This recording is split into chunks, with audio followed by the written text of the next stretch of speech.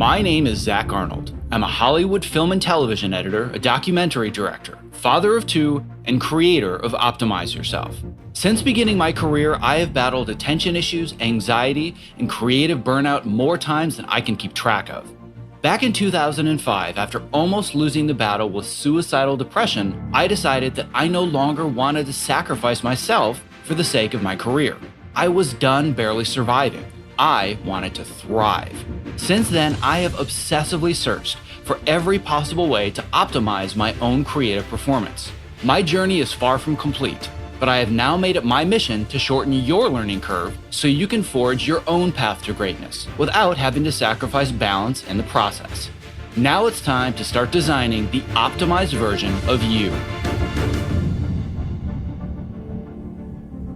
Hello, and welcome to episode number 12 of the Optimize Yourself podcast. If you're a first-time listener, I am grateful to have you with me, and I appreciate you taking the time to focus on finding just a little work-life balance and sanity in this crazy world that we live in. If you enjoy this podcast and you are inspired to learn more and listen more, I invite you to subscribe in iTunes, Google Play, Stitcher, or whatever app you use, because I have tons of great guests, giveaways, and tons of free training coming your way on a weekly basis. Just visit optimizeyourself.me/subscribe for more info, or you can just go ahead and subscribe directly in your app of choice. How can I break into Hollywood or advance in my creative career if there is no set path to follow? Is by far the most common question that I receive via email, when I speak at events, or when I teach at USC or I teach online. Whenever somebody sends me an email or a Facebook message and they ask me, can I just buy you coffee and, pick your brain? This is inevitably the big question that they seek the answer to. Unlike doctors or lawyers, the path to being a successful film editor, writer, visual effects artist, animator, actor, or frankly any other creative career is not a linear path. But here's the secret that nobody tells you. There are very specific steps that you can follow to be successful, but you have to be willing to put in the time and take action consistently. The key is not discovering the path and then following it. The key is learning the proper steps to forge your own unique path.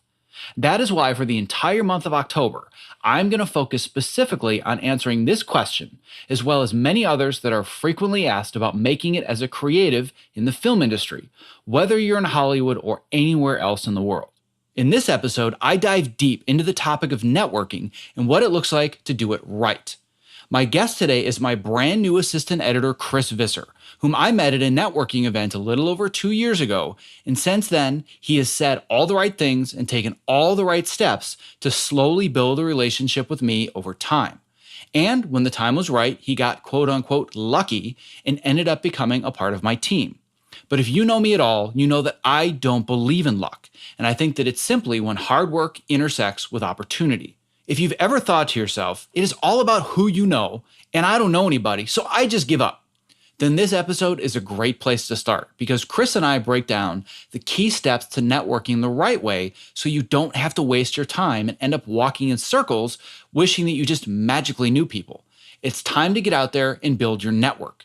And when you're done listening to this episode, if you haven't already, I highly recommend checking out my previous episode, which is a 2-hour marathon interview with Norman Holland, the former head of the editing track at USC. Whether you work in a creative industry such as Hollywood, you're already right here in Hollywood, or you want to know what it takes to make it in a business like Hollywood, I've got great news for you. I just released my brand new Ultimate Guide to Making It in Hollywood as a Creative. That is an absolute manifesto on the practical steps that you can start taking right away to either get started with or advance in your filmmaking career.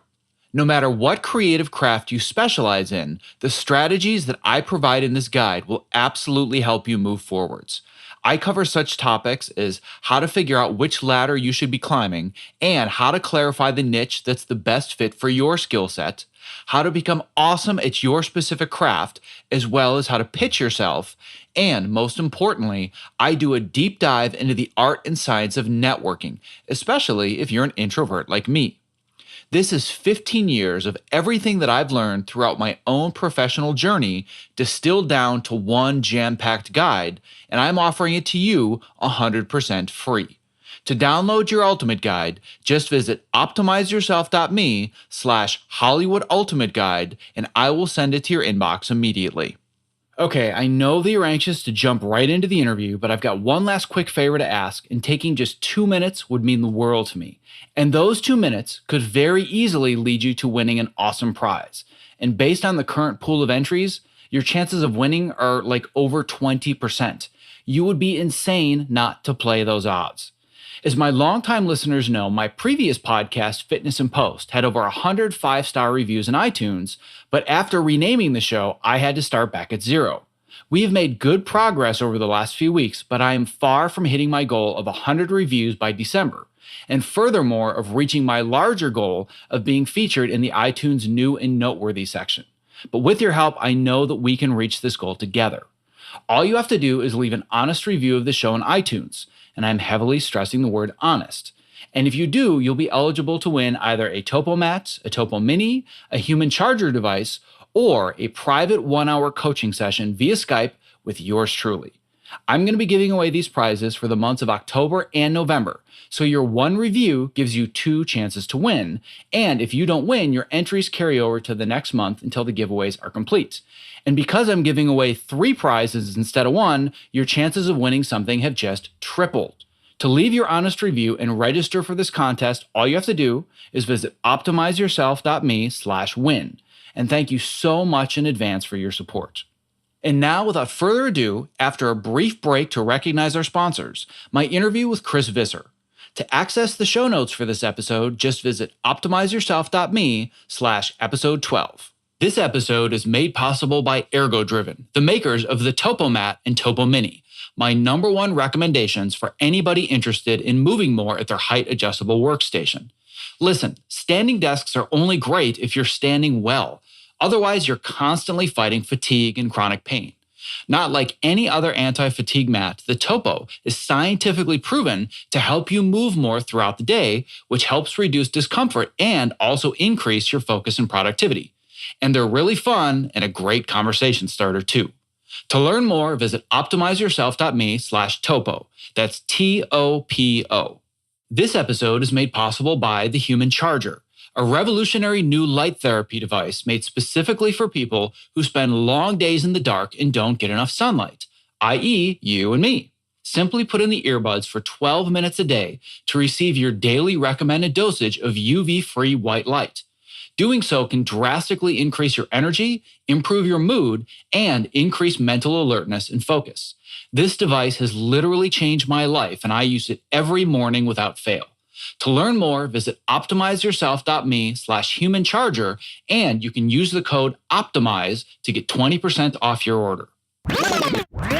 I'm here today with Chris Visser, who just somehow manages to keep showing up in my life and is actually now officially my assistant editor. So, Chris, it is a absolute pleasure to have you on the show. Thanks, Zach. Long-time listener, first-time guest. Well, it's funny because, it's not like you haven't already spent like the last 9 or 10 hours of the day with me. So the fact that you're, taking your evening and also recording a show, I very much appreciate that. Of course. And the funny thing is that it is partly through the podcast and through everything else that I'm doing that you and I first connected. And what I want this show to really be about is understanding your journey from being this guy that said, I'm interested in getting into Hollywood and I want to work on movies and TV shows, to suddenly, and when I say suddenly, it's a pretty fast progression that you made. You may not feel like it is, but having seen lots of people's journeys and their stories,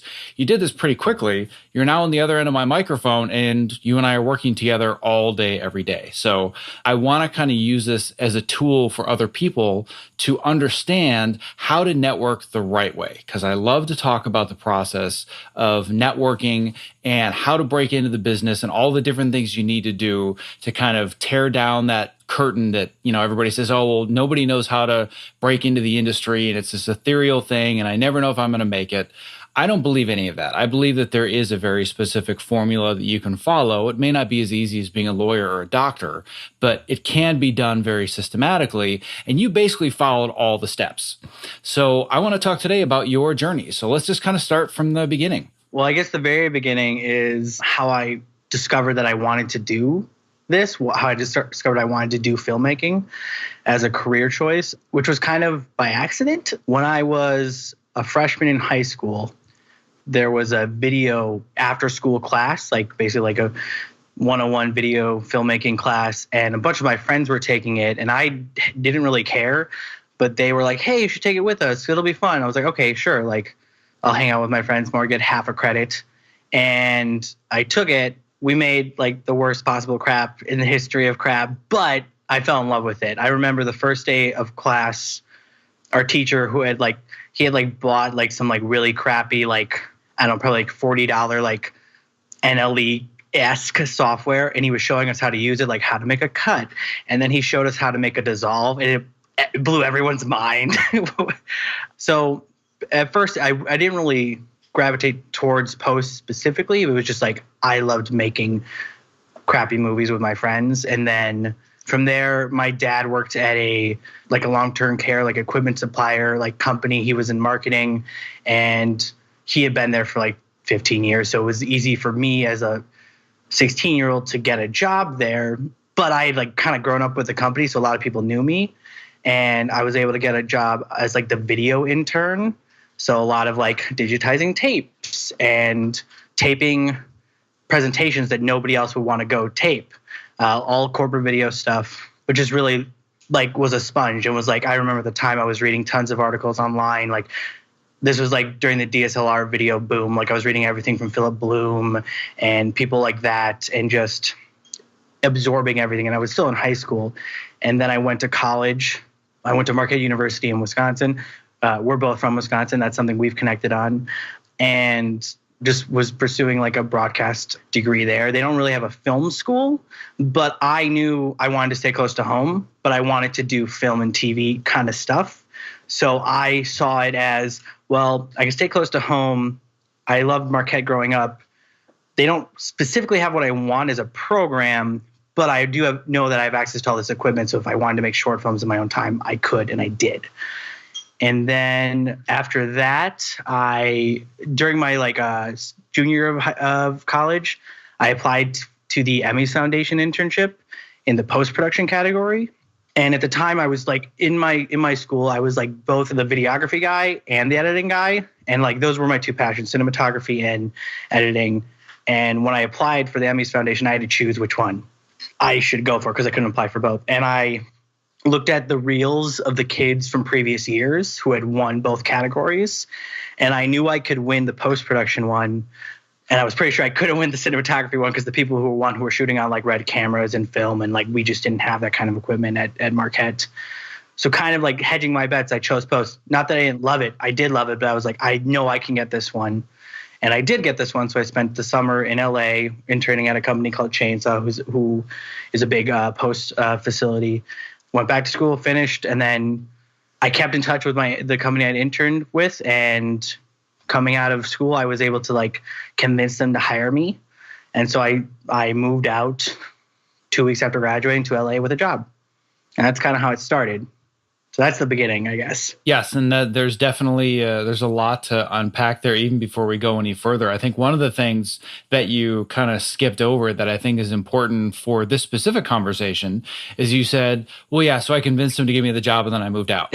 I think there's probably a learning experience in there. So I'm curious, just given that you had this internship and you were out in LA, and to step back and just kind of do a little bit of a tangent, is the internship that you applied for, was it called the Academy of Television Arts and Sciences, the ATAS internship, or was... Yeah. Yep, that's it. Have you and I ever talked about that before? Yeah. That you applied, he didn't get it. I applied twice and I didn't get it. Yeah. So you got the internship that I couldn't get twice, and I wanted that internship more than anything in the world. And to this day, I'm still bitter that I never got it. And the other I just want to say, I think it turned out okay for you. It did turn out okay, but it's still one of those things that's like, oh, I didn't get that internship. Yeah. But here's the funnier thing. One of the judges of that internship worked for, at the time it was Fox Television Studios, and I think it's called something else now, but it was FTVS. They're the people that do the post-production for Burn Notice. So I was at a party and met the guy that, was in charge of hiring all the crew and everything. And somehow this came up with somebody else in the conversation. And he was talking about, yeah, well, I have to judge all the interns for this new thing. And I'm really busy with all these applications. And I'm like, it doesn't happen to be the ATAS internship, does it? He's like, yeah. I'm like, how long have you been judging that out of curiosity? It's like, oh, I've been doing it forever. God, it's been at least 10 years. I'm like, that's funny because I applied twice and I didn't get it. And somehow you still hired me on burn notice. And he just got all red. But anyway, I think it's awesome that, you ended up getting it and, we connected. But anyway, we digress. Let's come back to this idea of you got your internship and then you convinced them to give you a job and you moved out to LA. Because that right there is a giant step for most people. Sure. So I would say the first step to that was just I was a really good intern. Like I knew, like, for example, every day after lunch, I was like, I will wipe down the kitchen. I will make sure the kitchen is clean. Like, technically, that is a PA's job. But as an intern, I was like, I'm going to make client services of this company love me. So I did that. And like, I would take out the trash and all the stuff that you normally would do as an intern or as a runner.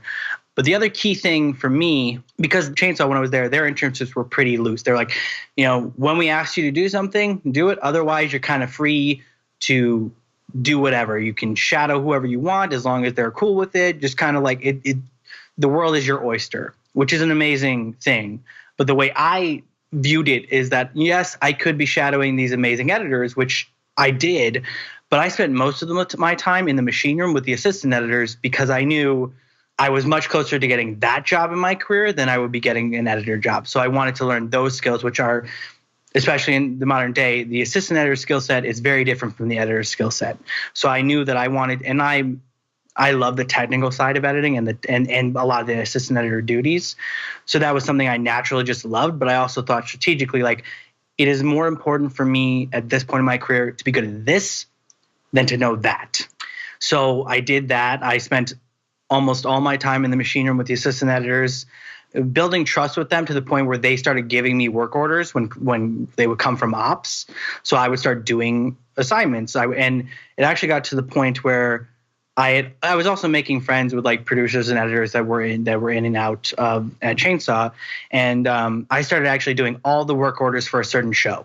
It was the VH1's Do Something Awards 2011, which was like a charity kind of like award show where like they took 5 kids who had started nonprofits and were highlighting them.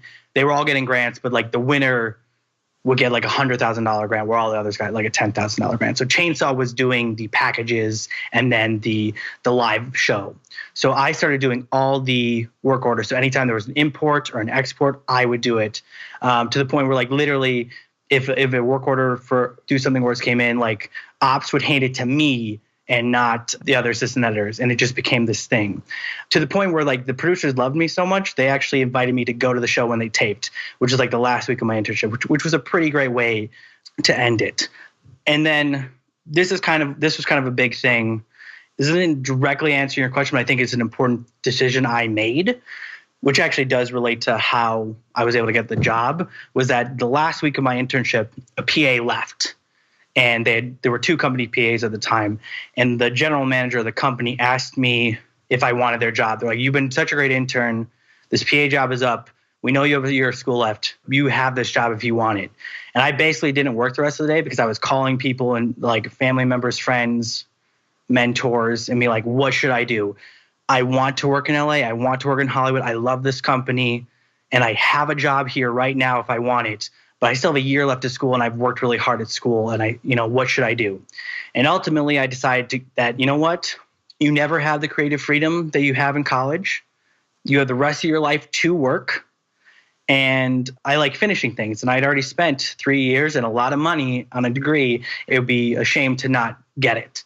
It's funny, the only 2 people that told me to just take the job was a good friend of mine and then my dad, which my mom to this day is still upset that he said that.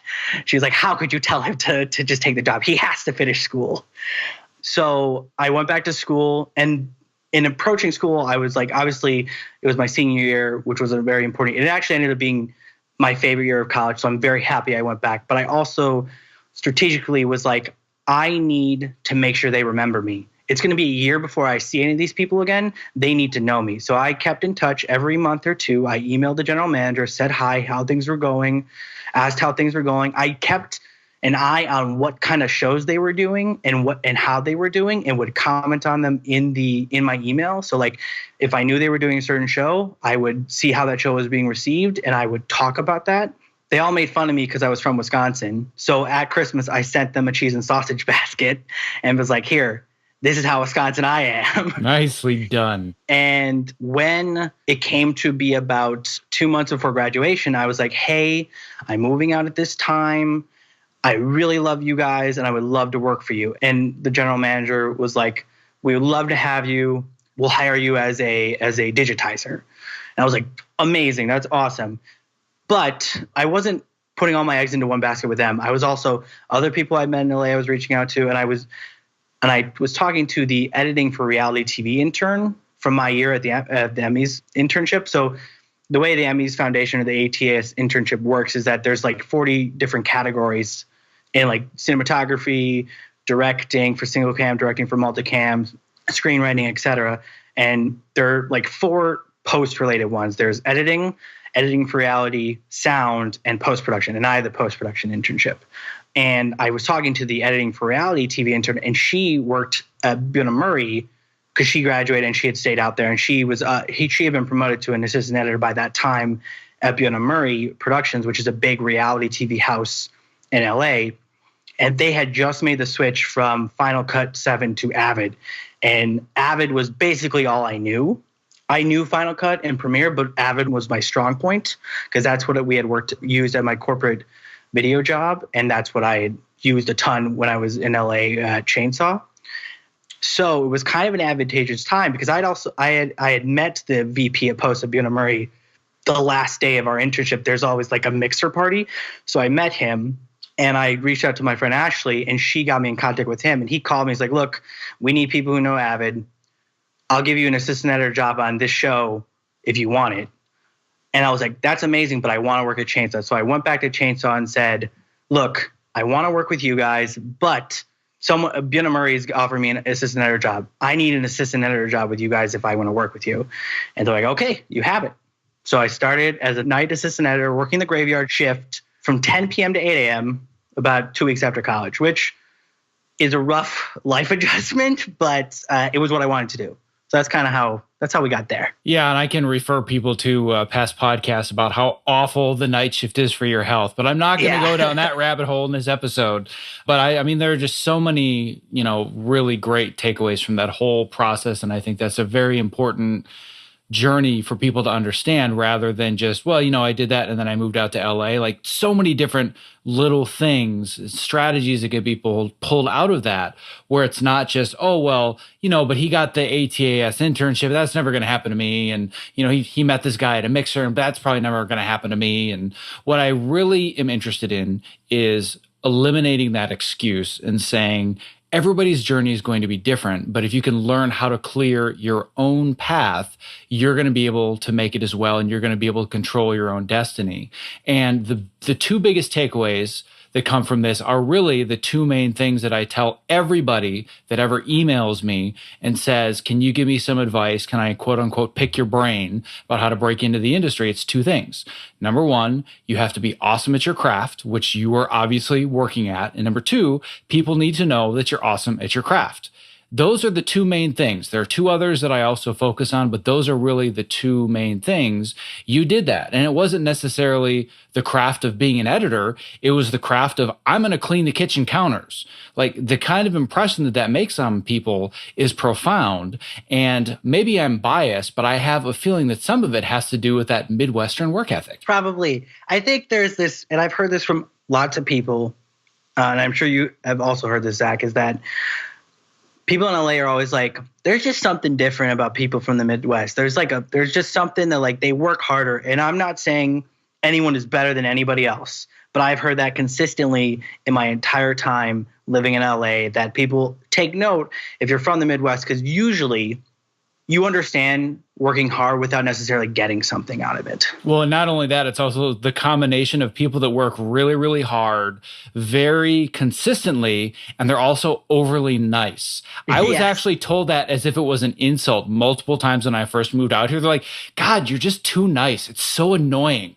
Yeah, I'm why like, are you smiling all the time? where the hell am I living right now? Like, it was such a weird culture shift for me to go from the Midwest to here because people were angry with me because I was polite. Like, I heard overly nice, overly polite. I was like, man, I need to start being a dick. I need to fit in. You know, and I've gained a little bit of an edge over the years. Living in LA for 15 years will do that too. But, you know, I still try to remember my roots, remember where I came from, because it's a huge part of my own personal journey. But we're not here to talk about my journey. We're here to talk about yours. So you went through this whole process of making sure that you were doing great work, and you were secondly making sure that people knew you were doing great work. You landed in Los Angeles. You had this job as a night AE at Chainsaw. Now continue. So I was at Chainsaw for about 6 months. And about 4 months into that, the general manager of Chainsaw left the company. And about a month later, he reached out to me saying, I'm starting my own company from the ground up, and I want you as my lead assistant editor. Now, I knew when he said that, a really key component to that was because I was young and cheap. So I do think I was good at my job, and I do think that he recognized my skills. But I also knew that part of the reason he asked me was because I was young, green, and hungry. So I'd be willing to do it for much cheaper than most people would be and still do a good job. So it took me about a month of debating whether I wanted to do that because I loved the company I was at. I loved the work we were doing. We were working on awesome shows, and the company was well established. There was prestige to working there. And this new job there was no guarantees. Like, it could have fallen belly up right away. I was leaving a job where I had health insurance and everything to a job where that wasn't going to be a thing right away. Thankfully, I was young enough where I was still on my parents' health plan if I needed to.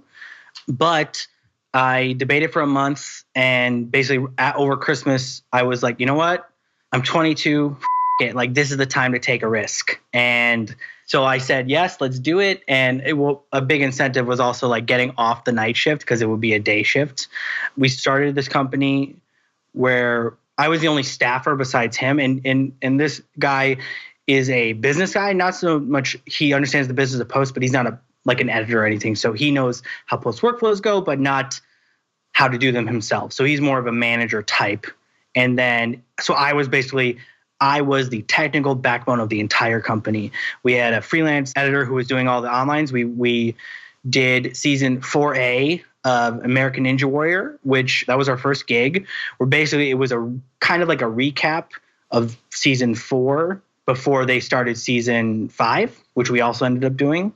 But we kind of had to do it from scratch. So we did the online in color, and it was super like daunting. Like, we thankfully, like, our ISIS and everything was set up through PhotoCam, but then I was managing all this as like a 22-year-old, which was kind of crazy now that I'm thinking back on it. But that company just kept growing. And, a year later, we were in a new space where we had leased the space and built it out. And we had 5 edit bays and 8 offline bays and a machine room. And I was the lead assistant editor with 4 or 5 other assistant editors. And we had 3 staff editors. And then a year later, I actually got promoted to be an online editor, and was doing that for a year and a half before I made the transition into scripted. So I was all told at that company for about 3.5 years. But yeah, when I was an online editor is when it was the fateful day that I met you. So we'll stop there for now, and if you want to unpack anything. Well, I think the biggest thing to unpack is the realization. And for the audience, I didn't know any of that. I knew like really tiny bits and pieces, but I didn't know the vast majority of that. So I didn't realize how much of a vacation your job was now. My God, like, that sounds nutso. Like, I've been in environments like that. I've built my own post facility, and I know how much fun that can be. So I'm not going to feel bad anymore if I like ask you to look up a sound effect for me.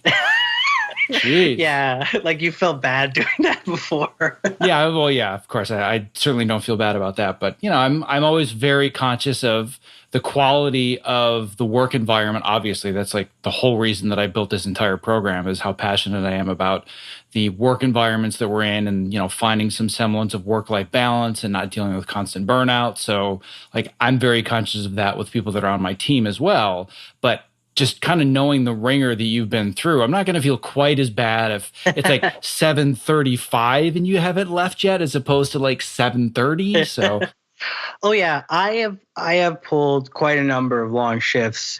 One of my favorite things when I wasn't in scripted and when I was in more of the online and post facility role was we did a lot of like award shows. So we did like the MTV Movie Awards and the BET Awards and the VMAs and stuff like that. And those shows are live to tape where they shoot it like it's a live show, but usually there's like a day between the broadcast, or like on the movie awards and the VMAs, they do it live, but then the next day, 24 hours later, they're going to re-air it to time.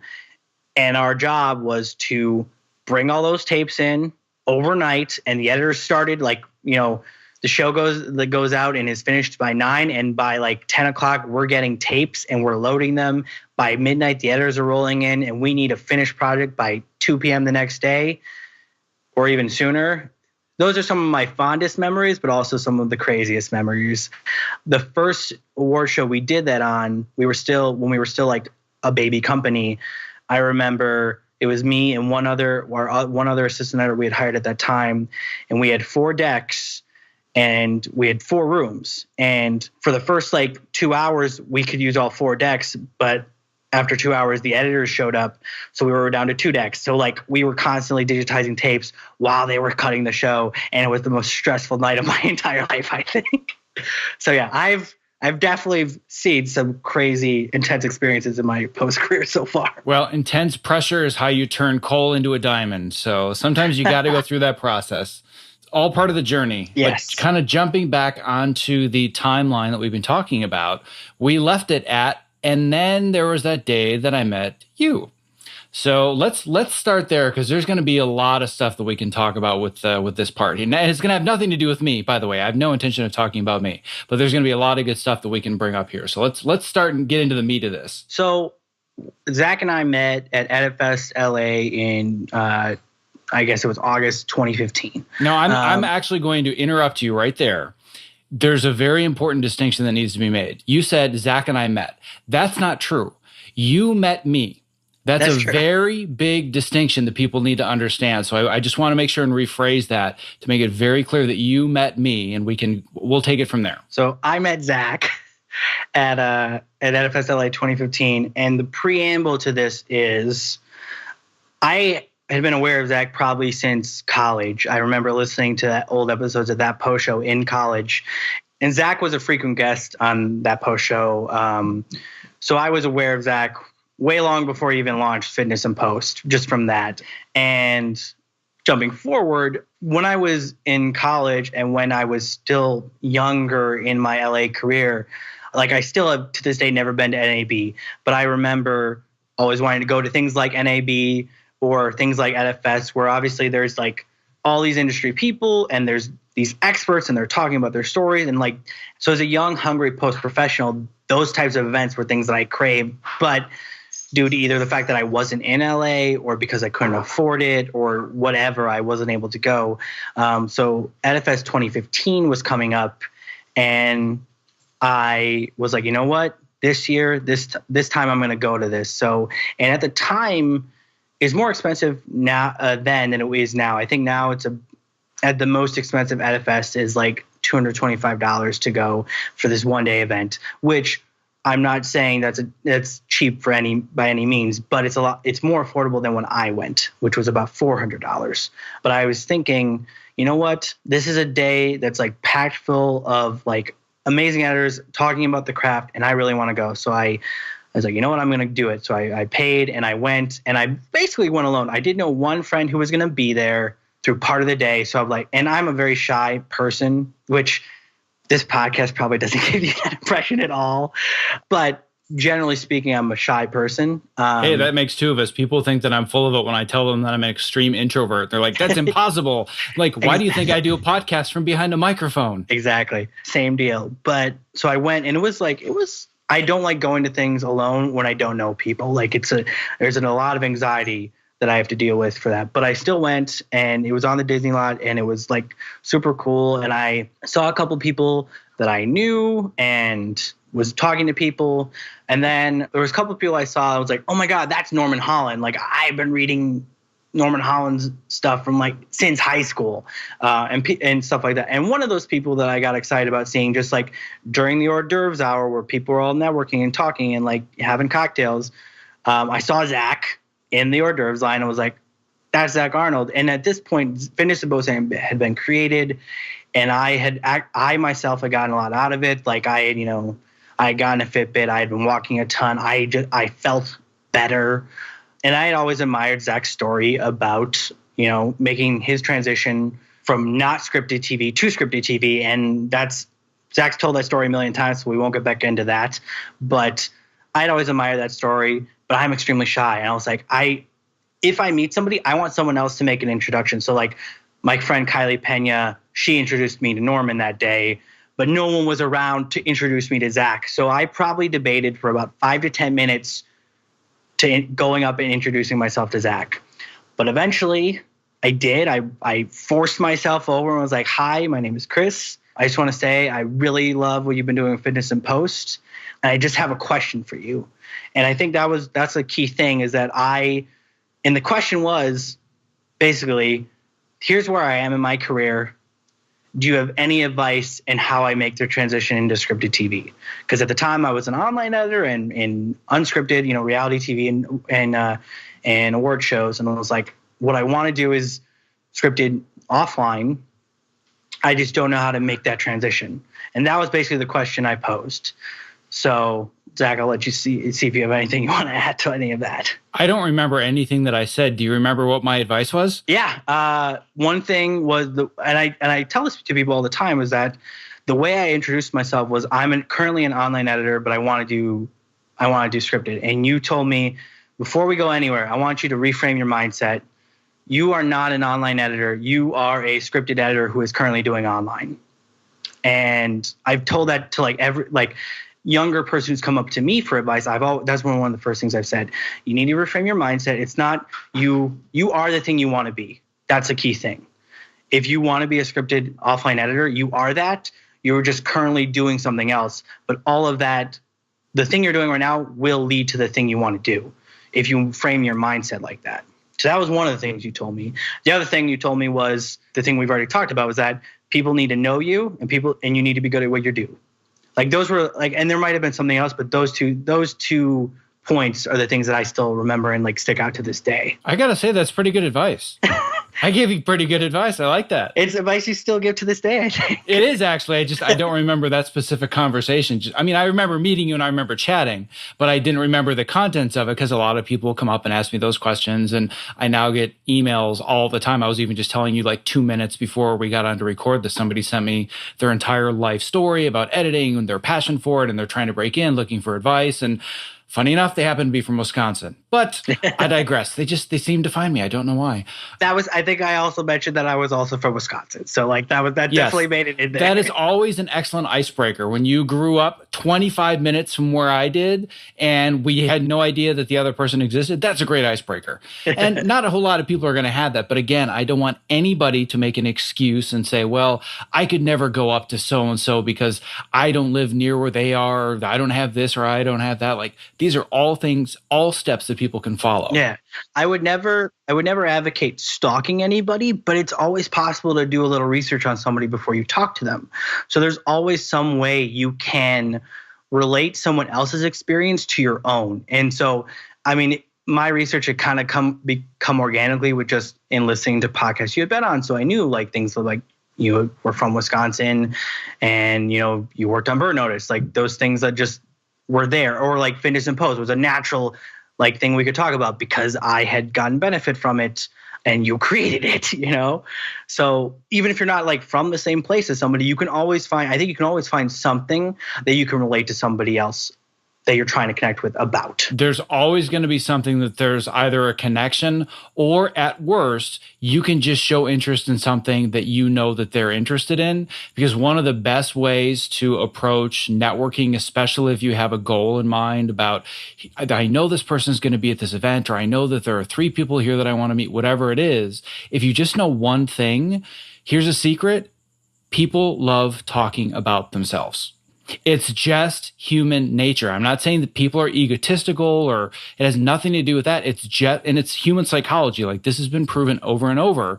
If you want people to like you, ask them questions that allow them to talk about themselves. So if you just say, hey, I love that show that you're on, or that you worked on, or I love the work that you did, like, that's one thing. What you're basically going to get is, oh yeah, thank you so much. I appreciate you watching. But then the person that you're speaking to is like, I don't know what else to say other than thank you. And it actually becomes awkward for them. But if you can come to them with a question, or showing that you've done just a little bit of work, not stalking, but you said, hey, I remember reading this one interview and you'd said this one thing about, wakeboarding. Man, like, I tried wakeboarding once. It was awesome. Bam, you got a 10-minute conversation in the bag. So if you can just find 1 or 2 small relatable things, they don't even have to be work related, but if you can find a way to start a conversation thread and make them feel comfortable and get them talking, you've got somebody that's most likely going to remember you over other people. Because the worst thing that you can do, and this is what happens most often, unfortunately, and I've termed this the sycophant rush. This is when you have, and I've, not because I've necessarily been a part of it, but I've seen it happen so many times at events where there's this mad rush of people that go after all the panelists after an event. And I've been part of this rush, so I'm completely as guilty as anybody else.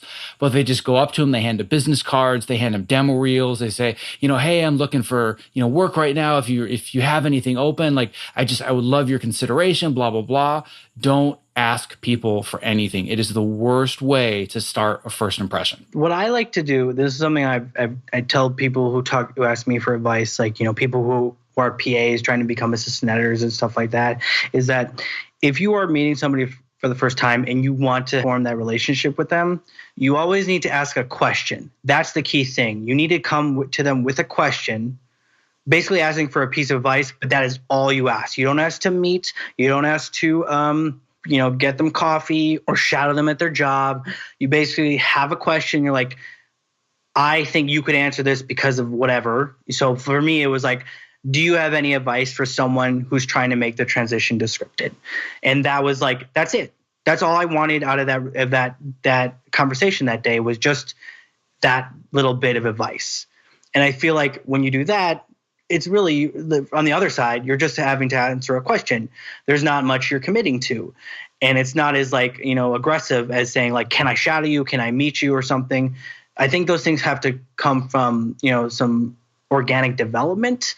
But anybody can answer a question in a 2-minute conversation. Yeah, I think one of the most important pieces of advice that I ever learned about networking, and networking is a skill that I've had to very much develop, no different than editing, no different than building a website, podcasting. Like, I am horrible in social situations. But if you saw me at a professional event, you'd say, well, I'm just completely full of it and I'm lying. It's the complete truth, but I've developed the skill because it was a necessity to get where I want to get. And the best advice I think that I've ever learned is that if you want to get the attention of somebody that's at a much higher level as you, and you want to get to that level someday, you need to put yourself in their mindset. So here's a perfect example in my situation. Somebody that I look up to and say, man, if I'm able to achieve everything that I am doing right now, I would love to be like Tim Ferriss's level someday, right? I met Tim Ferriss. I saw him at a restaurant. And as soon as I saw him, I'm like, oh my God, that's Tim Ferriss. And I started breaking out into a sweat. I'm like, I have to go up. I have to say hi. I have to say hi. It's Tim Ferriss, but I don't know what to say. Like, I was a complete blathering mess. But what I did is I'd listened to a lot of his podcasts. I'd read some of his stuff, and I just went up and I said, I really admire the work that you're doing. And, there was, I don't even remember what it was that I said because I was so nervous, but it was basically pointing out 1 or 2 specific things that I had learned from him that I'd applied. And I just wanted to thank him. That was it. And I also mentioned that I happened to work on the TV show Empire at the time. The reason that I did that is it helps to validate you as not just some crazy sycophant fan, but hey, I'm a legitimate human being that's successful as well. That's also helpful, which is what you did by saying, hey, I'm an online editor now. So you didn't sound like, well, just here's some unemployed kid that's trying to get something from me. It's like, oh, this is somebody that's legit in the industry and is just trying to find their way.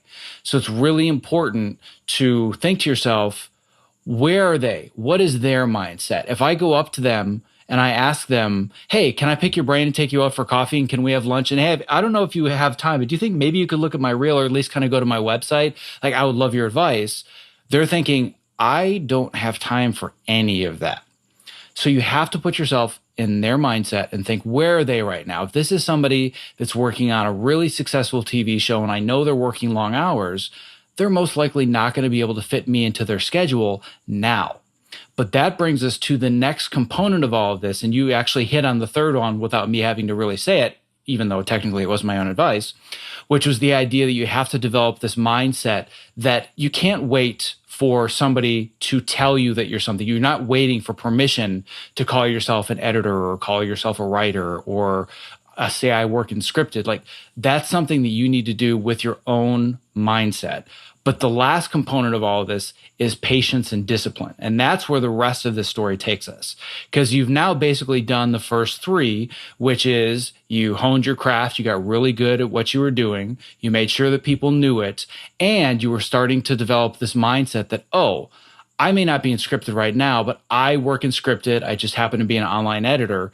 Now the persistence, the patience, and the discipline come in. So let's talk about this story from the point that we met at EditFest onwards. So there's like a couple things that led to this, to like our developing relationship. So one of the things was I was, a member of the Fitness and Post Facebook group, and then also the newsletter.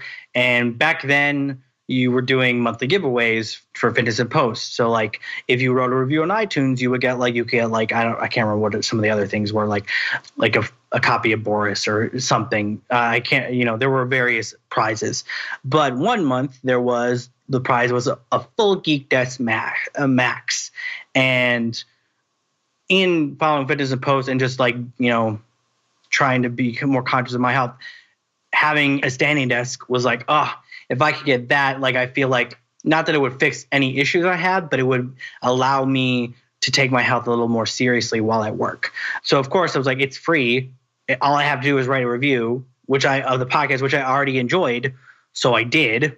And it's funny, I remember this coming up later, but I set a Trello, because you had started talking about Trello at the time. Your love affair with Trello had started to develop. And so you had talked about it in one of the Fitness and Post podcasts. And I set a Trello notification to remind me to apply into that contest. And I did it the last day, probably within the last couple of hours you could do it. And for whatever reason, I won. It was, I still remember to this day, I was at work, I was working late. I got a text from your email, but it came through as a text. It was like, hey, Chris, like, it's Zach Arnold. Can I call you in a few minutes? And I was like, first off, how did Zach get my number? Second off, what? And you did. And then you called and said, hey, you won the Geek Desk. And I was like, no fucking way.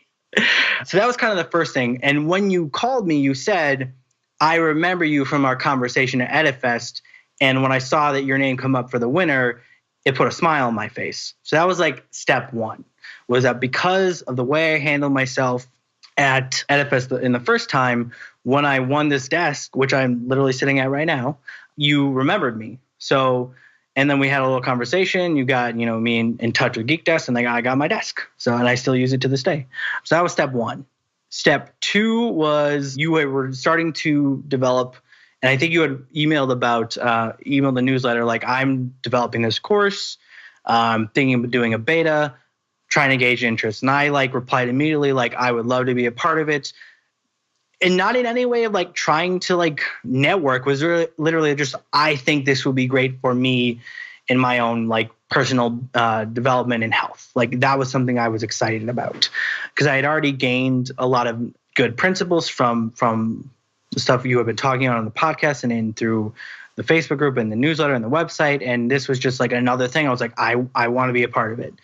And this was the beginning of basically the Optimize Yourself course, which I know not even you knew that's what it would become at the time, but I think that was the beginning of it. And eventually Optimize Yourself kind of was beta launching, and there was a Facebook group. And basically one day you were about to start recording some of the courses for Optimize Yourself, and you posted in the Optimize Yourself group, hey, my camera assistant, which I believe was Natalie, had to bail last minute, and I need somebody who's willing to spend the weekend in Woodland Hills helping me record some exercise videos. Who wants to do it? And I thought about it for maybe 30 seconds and was like, should I do it? From a career standpoint, I was like, this is one of the most important things I could do is making somebody like Zach, an editor I respect who's in scripted, aware of me and know that I do good work, even if it's not even post. So I said, I'll do it. And then our friend Joaquin also responded. So Joaquin and I spent the weekend in Woodland Hills shooting those exercise videos in a very hot room. And that's kind of how it started. And during the first day of that shoot, we went out to dinner after and we were just talking about mostly it was Joaquin and I listening to you talk about working on shows like Burn Notice and Empire. But at the end, being an online editor and colorist, I was like, Zach, if you want any help coloring any of the course, I would be happy to do that. Thinking, it's probably a good idea for me to make a good impression. And so I did. And then over the course of the next several months, got added to the Slack for that and the Trello boards and did all the color for all the videos. And obviously through that showed you my work ethic of doing this and my technical skills, and just kind of developed. And as other Optimize Yourself course components came and went, I, would do the same. And so over the course of all this working, we developed an actual friendship, which I think is the key thing here. So it's not just hey, I met Zach and then he hired me later. It was no, it was a lot of decisions I had to keep making, of putting myself in a position to basically impress Zach over and over again. And that's the only reason why today I work with him. Yeah, I mean, and obviously you impressed me over and over continually, because it was, every single step of the process when something was out there and I needed help or whatever it was oh, there's this Chris guy again. Yeah. Can't get rid of him. He's in the Facebook group and he's responding to emails and he's showing up at shoots. This kid won't go away. But no, I mean, there was no question that it helped develop a level of comfort, a level of understanding. And I think that one of the biggest things that it provided was a platform for you to show multiple facets of what you can do. Because it's one thing where somebody says, hey, I want to pick your brain sometime or whatever it is. They've met me in an event. Eventually we might go out to lunch or do, a phone call, whatever those things are. And then the next step is, well, here's my demo reel. And if I look at somebody's demo reel, a website, a clip of a scene, whatever it is, there are so many components that go into watching that finished product. And I'm thinking to myself, I really don't know what level of impact you may have had on this. So I don't learn a lot from that. It's not really going to impress me, where if somebody is, let's say they're an assistant editor and they showed me a clip from some gigantic movie, like from the Avengers, it's this doesn't tell me anything. You having a credit on a big movie and showing me a scene, I don't know if that means that you and I can work together. But what I saw was that you were very good at communicating. You were very good at meeting deadlines. You were very good at Trello, which is a absolute must for anybody that's going to work with me, because I live and breathe inside Trello all day long. And now I live and breathe inside Trello. My home life is all on Trello too. It's all checklists everywhere. Excellent.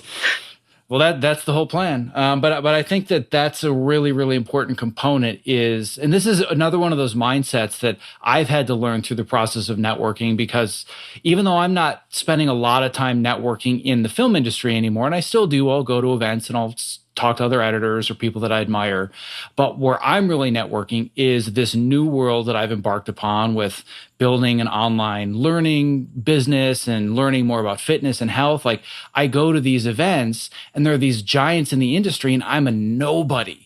They have no idea who I am. Nobody's heard of my website. So I've had to relearn the networking skill. And one of the other vital things that I learned on top of this mindset of, I have to think about where they are. What are they thinking right now? You have to think about, how can I bring value to this person? And you don't want to think to yourself, well, I'm just an assistant editor and I've only been out of college for 2 years. And what could this big name editor, what could they possibly need from me? There's no way I can bring value. I promise there is a way that you can provide value to another human being in some way.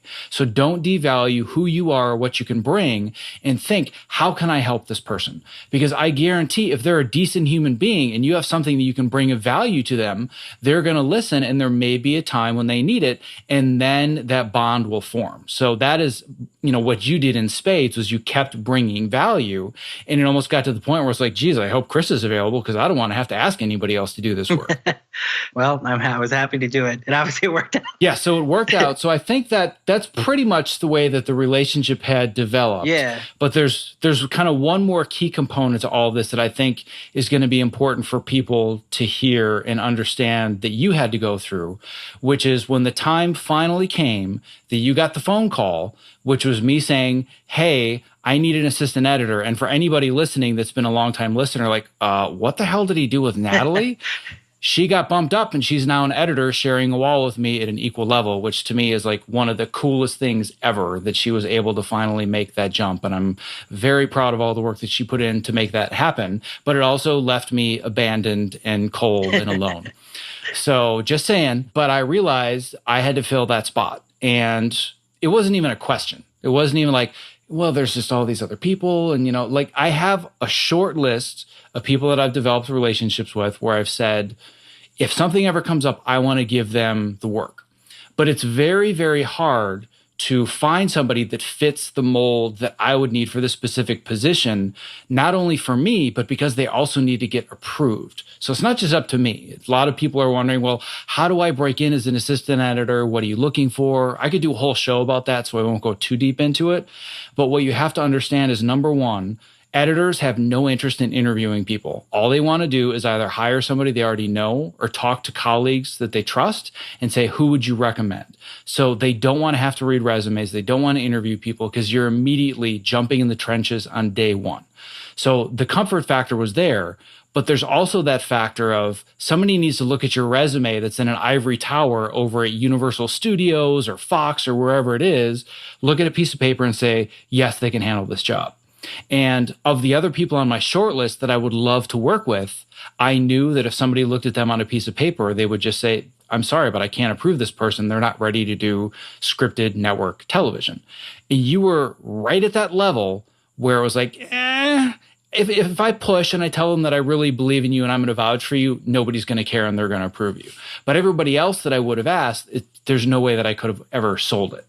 But I gave you the call, and your response was, I don't know. I mean, my response was, I don't know, because not that I don't remember my response, because at the time I was on tap to cut a feature, and it would have been my second feature film. And it actually had legit producers, like an actual budget, and some cast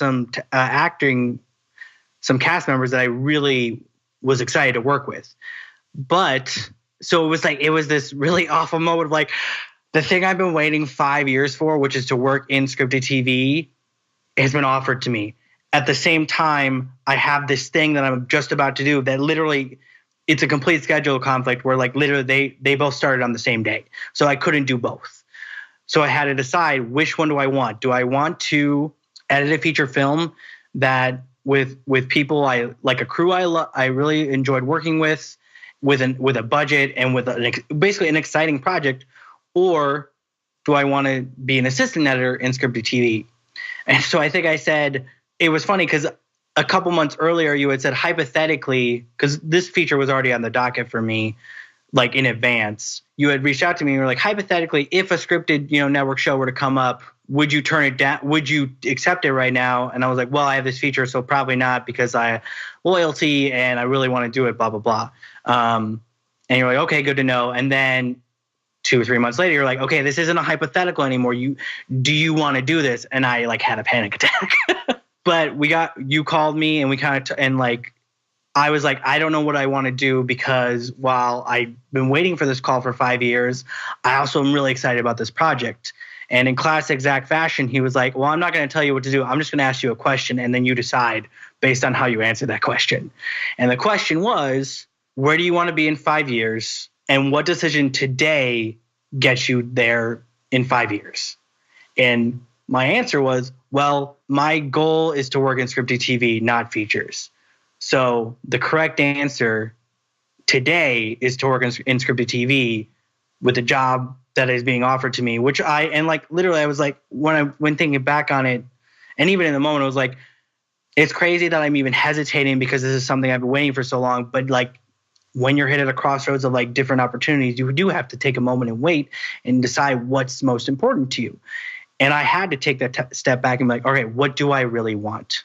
And so for anybody who's like, how could you, either answer, I guess, like no matter what way, somebody's going to think I made the wrong choice. But for me and what I wanted to do, I know I made the right choice because what I want to do is scripted TV and not necessarily features. So far, like no one's fired me. Yeah, so far. We'll see. Yeah, right. Once again, sounds like I gave really good advice. Mm-hmm. I don't remember giving that advice once again, but as you've learned working with me on a day-to-day basis, I am a bit of an absent-minded professor. Well, I think it's the whole the people who affect your life don't know that they do. Like the people that help you make big decisions or important, impactful figures in your life, no matter who they are, whether they be a college professor or any kind of mentor.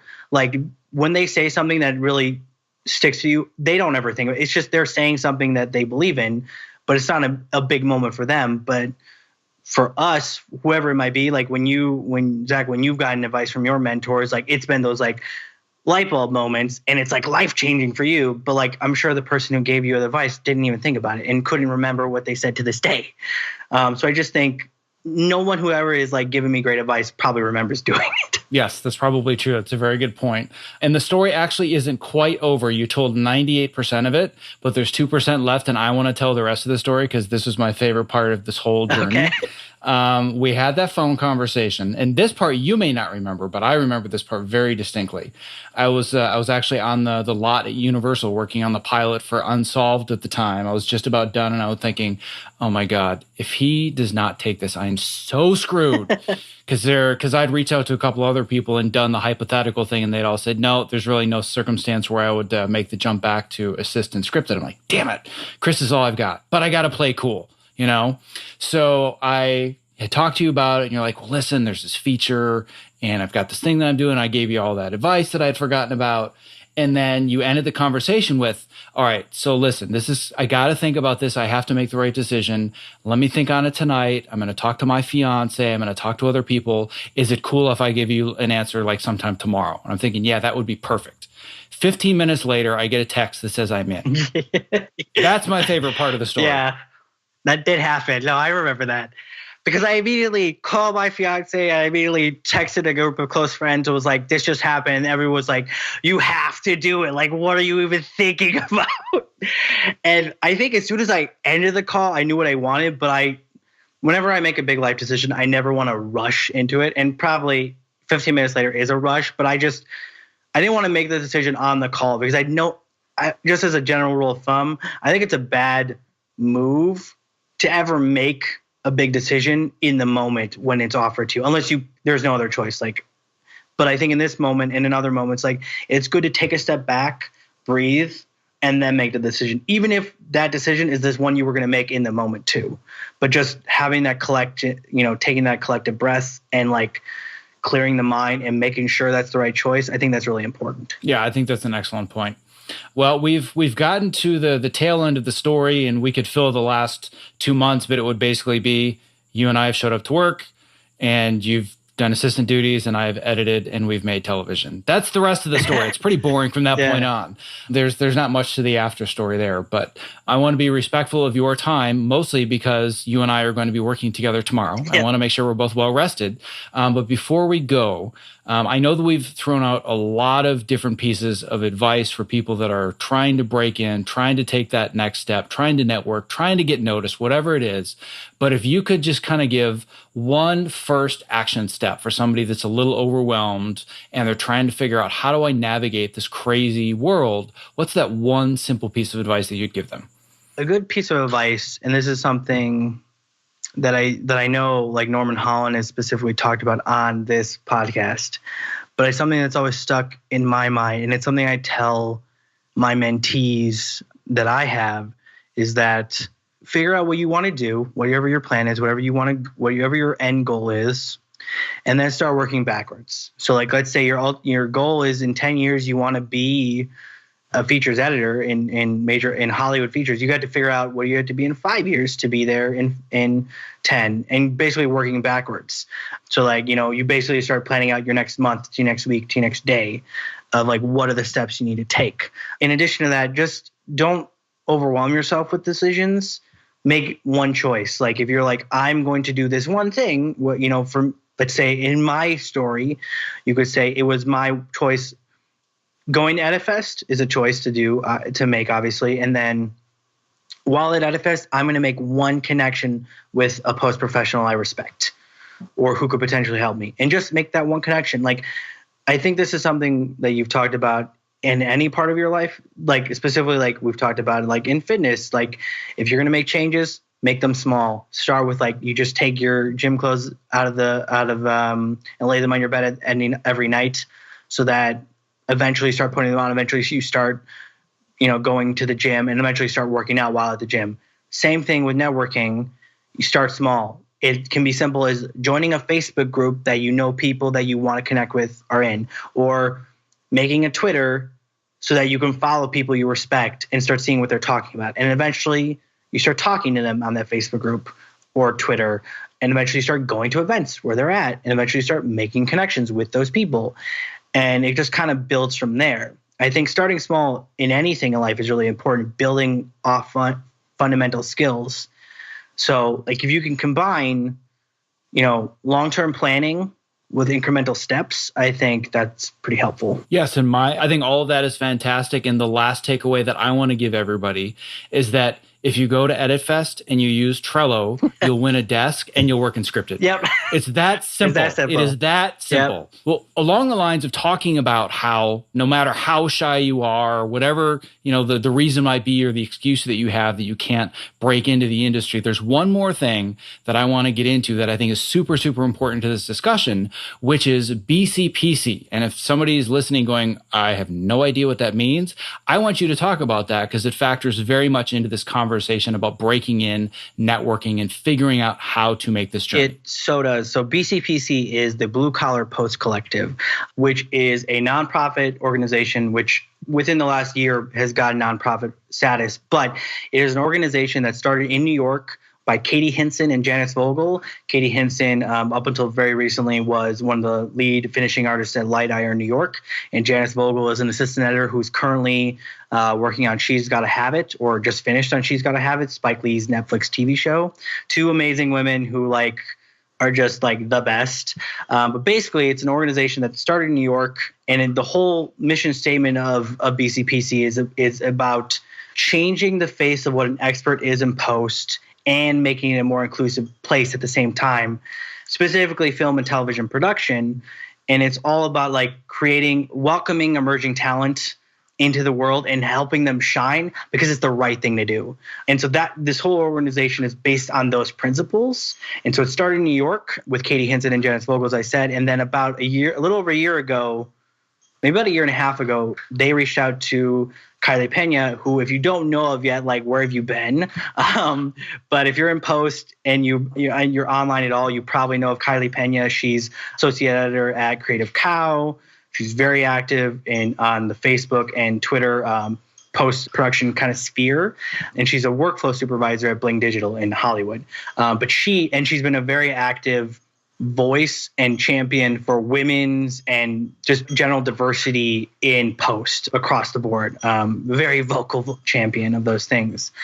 So they reached out to her about a year and a half ago and asked her if she wanted to start an LA chapter of Blue Collar Post Collective, because at the time it was just in New York.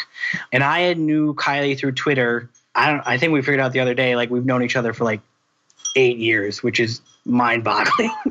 But basically starting the first 6 years of that through Twitter. And I had recently had lunch with Kylie right after she talked to Katie and Janice. And the things we were talking about, the things that I was passionate about, is giving people who don't always have opportunities given to them more opportunities, specifically women and people of color, and just people who don't normally get people of lower incomes. people who normally don't get those opportunities due to all those circumstances of life that has been thrown at them. That's something I'm really passionate about, and that's kind of all the tenets of BCPC. And so Kylie and I were talking about this, and she's like, "Well, you need to be a part of this organization, like as we're launching it." So Kylie became the vice president of BCPC West, and in June of last year, we launched the LA chapters of BCPC West, and I was on the committee. So we have monthly meetups both in LA and New York. In New York, they're on, I think, Tuesday or Thursday evenings, and in LA, they're on Saturday evenings. And it's just basically post-professionals in those cities getting together, hanging out, being friends, having a drink, or not if you don't drink. But there's also an extremely active Facebook group too, which now I think is up to like about 5,000 members. And we're very protective of making of the place being a welcoming and inclusive and friendly environment for any level of post-professional, whether you are the highest paid and most talented editor in the world, or you are a kid in high school who just discovered what Premiere is. BCPC's Facebook group and BCPC itself is a safe and friendly and welcoming place for you. That is like the main tenet of what BCPC is. It's like no matter who you are and no matter what you're interested in, like this place is for you if you love post. And besides doing the monthly meetups, we've also done a bunch of panels. So we like in LA, we did last year we did panels on mental health and inclusion and diversity. And we also did one earlier this year about being an assistant editor in scripted television. We also did one on the VFX pipeline in New York. They've done stuff with sight, sound, and story and all kinds of amazing things. But everything is like, there's no membership fees, no fees to go to any events. All of our events are streamed live when they happen, or at least all our panels have been in the past. I'm not going to guarantee they always will, but that's something we're really passionate about right now, is making sure that things are streamed live and then they're available for viewing after. So it doesn't matter if you're not in LA or New York, you can still watch these things and participate in them hopefully while they happen. And if not while they happen, you still can gain that experience after. Not knocking anybody who charges for replays of webinars or something, but that's just not something we do. We are literally about making things accessible to anyone, no matter where you are. We have people in Australia, South America, Asia, obviously in the United States, but literally BCPC is a global organization and funded upon this whole belief that literally anybody can be an expert. We just have to make sure people know about it. We want to let people, emerging young talent, grow and prosper. Yeah, I mean, it's something I'm really passionate about, if you can't tell. So you were really boring me. I couldn't feel any of your energy or passion whatsoever, and it all felt very phoned in and scripted, I have to be honest. Well, I'm obviously a huge advocate for everything that you guys are doing and happy to support the message, get the word out, and do anything that I can to work in conjunction with you guys, because obviously our missions are very, very similar. So yeah, no, it's kind of crazy. Like literally yesterday we announced Kylie is now the new president of BCPC, as Janice and the other co-president Felix Cabrera both have stepped down. Janice is moving to London for the foreseeable future, and Felix is choosing to focus more on a project that he just finished and just needs more time on that. So we are very happy that Kylie is now the new president, and I, for whatever reason, they've made me the vice president of BCPC West. So technically, BCPC West, I'm in charge of. I don't know who thought that was a good idea, but that's what it is. And I literally went out yesterday, which obviously this podcast is going to air much later than today, but I can say that I'm the vice president now. Well, I have a feeling that given that you and I work together all day anyway, we might find some synergy between the things that I'm doing with Optimize Yourself and the things that you're doing with BCPC. Yes. So I believe that happened for a reason. Not quite sure what it is yet, but I bet we're going to figure it out. There's one more thing I do want to mention about BCPC, and this is applicable to anybody who's listening.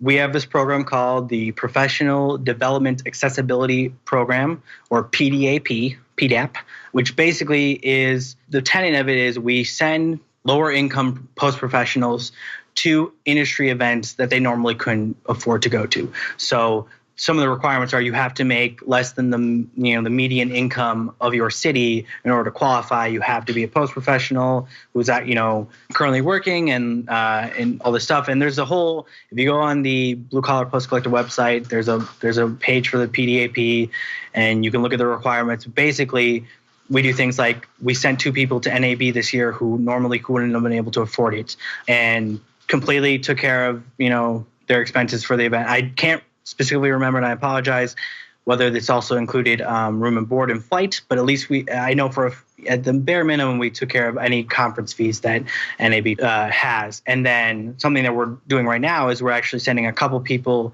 to EdFest LA, and we actually, over the past 2 days, we'd already through PDAP funds, through donations, which people donate. So please, if you care at all about this kind of stuff and you think we're doing the right thing, please go to the BCPC website and donate to the PDAP. We need as a nonprofit, we need all the help we can get because we want to keep doing these things and we want to keep sending people to these things. All the donations go to programs like the PDAP. They don't go to any staff. Everybody's a volunteer, even the leadership. Like, we're all volunteers. We're just in it for the passion. Your donations go to getting people who couldn't normally afford to do life-changing things like going to EdFest and meeting that you're going to work with someday. It's through things like the PDAP. So we're sending a couple people to EdFest LA this year. Some we had already had PDAP funds, and actually over the course of the last 2 days, we did a flash fundraiser where Kylie posted we want to send a couple more people to EdFest. And basically within less than 24 hours, the community donated so that we could send 2 more people to EdFest, which is just kind of an amazing thing. That's kind of besides, the meetups, which are super fun to go to, and the panels that are, free and go online. The other big thing is we want to send people that normally couldn't go to these things because of all kinds of life circumstances through this program, the PDAP. So you go on the website, fill out the application, and it's going to go before a committee who is going to choose who is going to take the best advantage of this program, of this opportunity. And I can say that the people we have sent have taken the most of the opportunities so far and have done great things with those opportunities. And so that's something I'm really happy that we've done, and I know that we're going to continue to do. Well, the most important question to follow up with is, what is the website? BlueCollarPostCollective.com.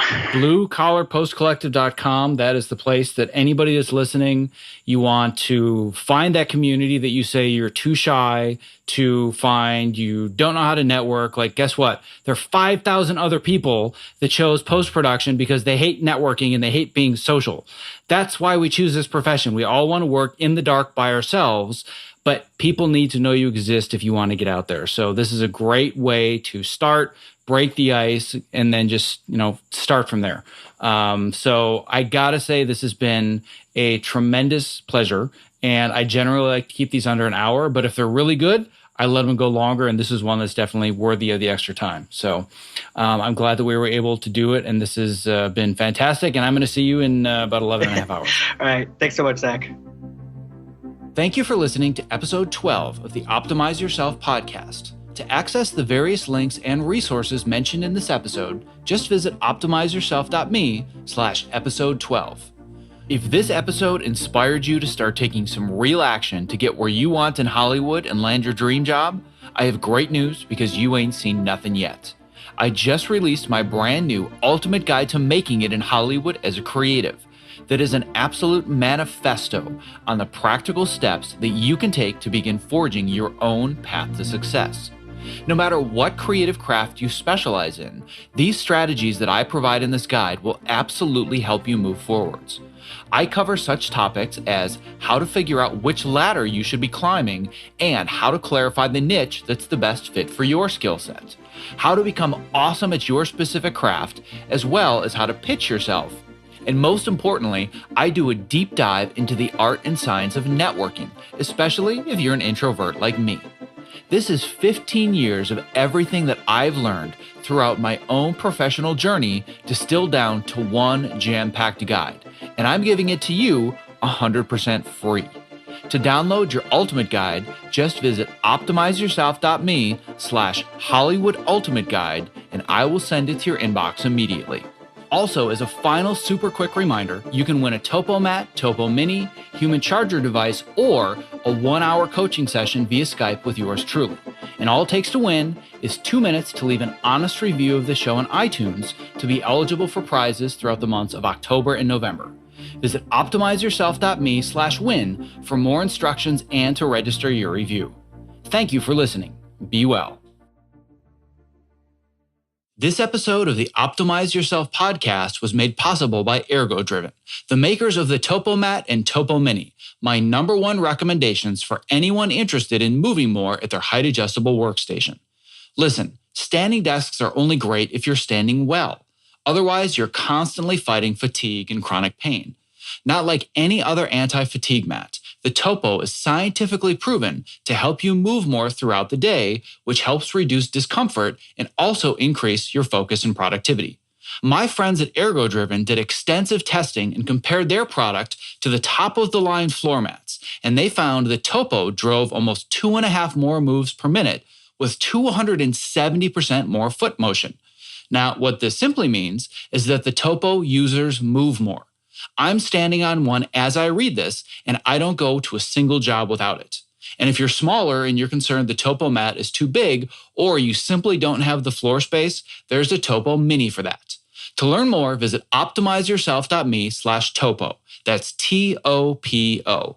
This episode of the Optimize Yourself podcast was made possible by the Human Charger, a revolutionary new light therapy device made specifically for people who spend long days in the dark and don't get enough sunlight, i.e. you and me. It's not a light box. It's smaller than an iPod Nano, and it fits right in your pocket. Now, no different than listening to music, all you have to do is simply put in the earbuds for 12 minutes a day to receive your daily recommended dosage of UV-free white light. This light stimulates the photosensitive receptors in your brain, which then affects your neurochemistry via neurotransmitters such as serotonin, dopamine, and noradrenaline. Doing so can drastically increase your energy, improve your mood, and increase mental alertness and focus. This device has literally changed my life, and I use it every morning without fail. To learn more, visit optimizeyourself.me/human charger and use the code OPTIMIZE to get 20% off your order.